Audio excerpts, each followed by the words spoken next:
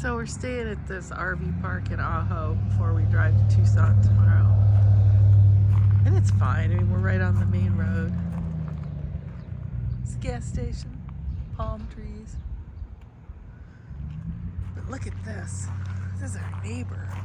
Look at this Harley. It's purple. It's gorgeous.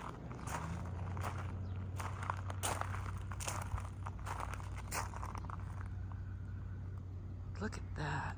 Is that the most beautiful bike?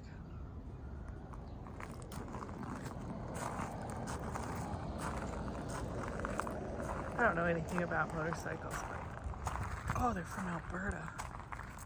It's a beautiful bike.